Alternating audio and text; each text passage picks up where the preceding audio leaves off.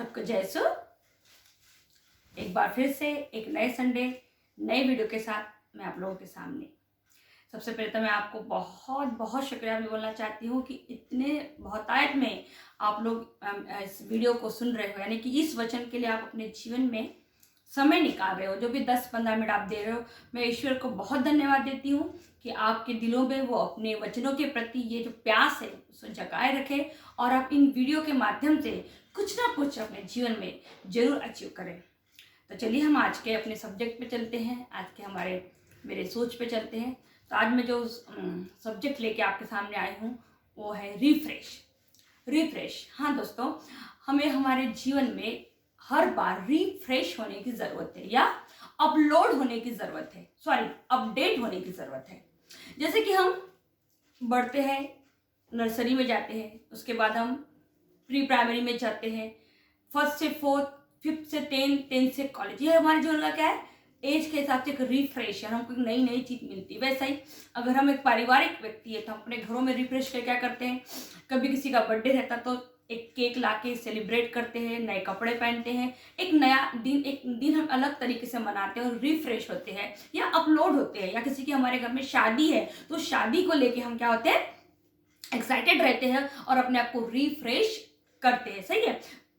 उसी तरह ईश्वर के मामले में भी, प्रभु के मामले में भी हम सबों को रिफ्रेश होने की जरूरत है, अपलोड होने की जरूरत है, अपडेट होने की जरूरत है। कैसे? आज 2020 साल कंप्लीट हो चुके हैं पवित्र बाइबल को लिख के, यीशु को आके और जाके, लेकिन आज भी हम उसी तरीके की प्रार्थना, उसी तरीके का जीवन जी रहे हैं।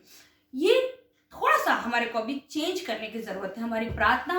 हमारा प्रार्थना करने का तरीका और ईश्वर को हमारे जीवन में अप्लाई करने का तरीका, इसे हमको क्या करना पड़ेगा, अपडेट करना पड़ेगा। जिस तरीके से आप एक मोबाइल लेते हो, एक एंड्रॉयड फोन लेते हो, और उस फोन को भी हमको 3 महीने में, 4 महीने में क्या करना पड़ता, अपडेट करना पड़ता है, वरना सब पूरा फंक्शन खराब होता। तो जरा सोचिए, ईश्वर के मामले में हमने अपने आप को कितने बार अपडेट किया है। आप जितने बार भी पवित्र बाइबल पढ़ोगे उतने ही बार आपको पवित्र बाइबल नहीं लगेगी, लेकिन वो तब होगा जब आप इसको अपने अंदर अपडेट करते जाओगे। यदि आप सिर्फ एक संडे के मिस्से के भरोसे पे वचन को समझ रहे हैं कि आप चर्च में जा रहे हो, फादर आपको एक्सप्लेन करा, थोड़ी देर के लिए आप एक्साइटेड हो रहे हो कि वाओ फादर ने आज क्या सुंदर मिस्सा दिया, तो ये आपका अपडेट नहीं है, इससे काम नहीं चलने वाला। क्योंकि अब हम कहाँ जाने वाले हैं, सबके सब स्वर्ग राज्य में जाने वाले हैं, ऐसा हम बोलते हैं। तो स्वर्ग राज्य में जाने के लिए बहुत जरूरी है कि हमको अपने आप को अपडेट करना पड़ेगा या रिफ्रेश करना पड़ेगा। मतलब पुरानी चीजों को हमको क्या करना पड़ेगा, निकाल के बाहर फेंकना पड़ेगा और नई नई चीजों को हमको अपने अंदर डालना पड़ेगा। समय के साथ अपने आप को रिफ्रेश और अपडेट करते रहना पड़ेगा, तभी हमें मुक्तिदाता के साथ हमारा जो बॉन्डिंग है वो बहुत बेहतर हो जाएगा। जैसे कि क्रिसमस, हम एक ही घर में रहते तो बोर हो जाते, तो क्या करते, क्रिसमस के माध्यम से हमारे घर के दीवारों को रंग करते, एक नया रिफ्रेश हमको हमारे घर में मिलता, नए कपड़े पहनते, एक नया रिफ्रेश मिलता, घर का माहौल देखिए आप एक अलग रहता। वो दिसंबर का पूरा महीना ना एक एक्साइटमेंट का महीना हमारे लिए रहता। सही है। वैसा ही हर दिन हमारे लिए यीशु के नाम में अगर एक्साइटेड हमको करना है तो हमको हर दिन अपने आप को अपडेट करना पड़ेगा या रिफ्रेश करना पड़ेगा। क्योंकि पुरानी प्रार्थना जो आप करते हो, जो रटी रटाई है, उन प्रार्थनाओं से अब पिता भी अवगत हो गए। वो हमसे खुद से कुछ क्रिएट चाहता है कि हम खुद से उसके लिए कुछ क्रिएट करें। खुद बोले सर, दाऊद ने जितने भजन लिखे, दाऊद ने बोले सर हम स्तोत्र ग्रंथ बहुत ज्यादा पढ़ते हैं और बहुत ज्यादा बोलते हैं। सही बात है, बहुत अच्छी बात है, लेकिन अगर हमने इतने साल से क्रिस्तीय जीवन जिए तो हमने आज तक प्रभु के लिए, यीशु के लिए, ईश्वर के लिए खुद से क्या क्रिएट किया है? कुछ क्रिएट किया है हमने ऐसा जिसे प्रभु सुन के बोले वाओ कि मेरे बच्चे ने मेरे लिए खुद से ये प्रार्थना बनाई है, खुद से 4 शब्द बोले? कि हम वही किताब की प्रार्थना पढ़ते रहते या वही प्रार्थना जो फादर हमको चर्च में बोलता? प्रार्थना आपको यीशु के साथ पर्सनल रिश्ता है। आप अपनी प्रार्थना अपने प्रभु के साथ, अपने यीशु के साथ, अपने मुक्तिदाता के साथ कैसे करते हो, ये आपके अपने शब्द होने चाहिए, न कि किसी फादर के बताए हुए, ना कि किसी दूसरे के। हाँ ठीक है, वो किताबी प्रार्थनाएं आप लोग करते हो, पढ़ते हो, ठीक है, उसमें कुछ गलत नहीं, लेकिन जब आपका और पिता का रिश्ता बन रहा है तो आपको और अपना शब्द उसमें चाहिए ना। जैसे हमको अगर कुछ चाहिए हमारे पिता से तो हम क्या करते हैं, अपने अधिकार के लिए खुद जाके मांगते हैं, सही है ना। तो वैसे ही जब हम प्रार्थना करते हैं, अपने पिता से बात करते हैं, तो हमें भी अपने खुद की क्रिएटिविटी वहाँ चाहिए, ताकि पिता को इस बात की खुशी मिले कि मेरी बच्ची मुझे क्या कर रही है, जान रही है। और अब उसके बातों में, उसकी प्रार्थना में क्या आ गया है, एक रिफ्रेश आ गया है। आज का फादर ने बहुत अच्छा मिसाल दिया है कि प्रभु ने हम सबको अपनी अपनी एक बुलाहट दी है, अपनी अपनी एक आशीष दी है, लेकिन हमें संसार की खान पान की चीजों में उस आशीष को क्या करती है, हमने खो चुके हैं। हम पूरा का पूरा ध्यान इस संसार के आकर्षण में हमने लगा हुआ है। तो आज फादर बोले कि आज हमारे प्रार्थना में हम यीशु से क्या मांगते हैं, क्या हम उसकी आवाज जो हमको दे रहा है सुनता है।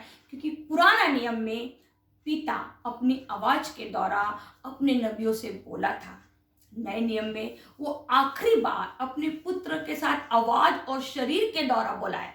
और अब ये जो समय है, इस समय प्रभु आपसे सिर्फ पवित्र बाइबल के द्वारा बोलता है। यदि आप पवित्र बाइबल को जानोगे नहीं तो आप प्रभु की वाणी को समझ नहीं पाओगे, पहली बात। दूसरी बात, अब पिता हमको नहीं चुनता, अब हमको पिता को चुनना है, क्योंकि उसने अपना सब कुछ, सर्वोच्च की जानकारी पवित्र बाइबल में हमें दे दी है। अगर आप उस पिता की आवाज को, उस पुत्र की आवाज को जानना चाहते हो, सुनना चाहते हो, तो आपको सबसे पहले अपने आप को अपडेट करना पड़ेगा पवित्र बाइबल से। मैंने बाइबल कितने बार पढ़ी मुझे खुद को नहीं पता, न्यू टेस्टमेंट में पढ़ते रहती हूँ, पुराने टेस्टमेंट में, लेकिन मैं जब भी बाइबल पढ़ती हूँ मुझे ऐसा लगता है कि अरे ये तो मेरे से छूट गया था शायद, ये तो मेरे साथ मैंने पढ़ी, वाह कितना सुंदर वचन है। ये होता है अपडेट, अपने आप को होता है रिफ्रेश। बाइबल को गिन गिन के भी मत पढ़ो कि मैंने 4 बार पढ़ ली, 5 बार, वो तो हमारा बाइबल कभी पुरानी नहीं होने वाली, वो हमेशा रिफ्रेश है, हमेशा अपडेट है, क्योंकि वो स्वयं आत्मा के द्वारा लिखी गई चीज है, वो किसी मनुष्य के द्वारा लिखी हुई चीज नहीं जिसको हमको ये करना है, सही है। तो ये आज का जो मेरा ये है, ये सब्जेक्ट है, इस पे आप लोग जरूर मनन चिंतन कीजिए कि क्या परमेश्वर में, ईश्वर में, यीशु में, पवित्र आत्मा में आपने अपने आप को अपडेट किया है, क्या आपने अपने आप को रिफ्रेश किया है। क्योंकि 10 साल के बाद आधार कार्ड को भी अपडेट करना पड़ता है, अपने पैन कार्ड को भी अपडेट करना पड़ता है, बैंक की बुक को केवाईसी फॉर्म से शुरू करना पड़ता है। जब इस संसार में जीने के लिए हमको इतना सारा अपडेशन चाहिए, जबकि संसार के लिए हमारा परमानेंट एड्रेस है ही नहीं, हमको आज नहीं तो कल जाना ही जाना है। तो वो जो परमानेंट एड्रेस है जहाँ हमको जाना है, उसके लिए हम अपने आप को कितना अपडेट करते हैं, कितना रिफ्रेश करते हैं, ये बहुत जरूरी है। और ये सब कुछ जानकारी आपको तभी मिलेंगी, तभी होंगी जब आप बाइबल पढ़ोगे, जब आप अलग अलग लोगों के माध्यम से इसकी जानकारी प्राप्त करोगे। तो मेरा ये समय, ये मेरा वीडियो आपको कैसा लगा मुझे जरूर बताइए। और सबसे बड़ी बात, फिर से एक बात बोलती हूँ, प्रार्थना में समय बिताइए। चर्च हमारे लिए बहुत ही महत्वपूर्ण पार्ट है, चर्च के बिना हमारी प्रार्थना अधूरी है। क्यों? क्योंकि जीसस ने स्वयं पेतरुस से कहा कि मैं अपनी कलीसिया तुम पे बनाऊंगा। तो कलीसिया का मतलब है गैदर्ड होना। घर की प्रार्थना, पर्सनल प्रार्थना ठीक है, लेकिन जब तक आप कलीसिया के साथ प्रार्थना नहीं करते, वो कहीं ना कहीं पिता को वो चीज अच्छी नहीं लगती। इसलिए चर्च को अपने जीवन से कभी भी हटाइए नहीं। तो मेरा वीडियो आपको कैसा लगा मुझे जरूर बताइए। आप सबों को यीशु बहुतायत में शांति, कृपा और अनुग्रह दे सबको।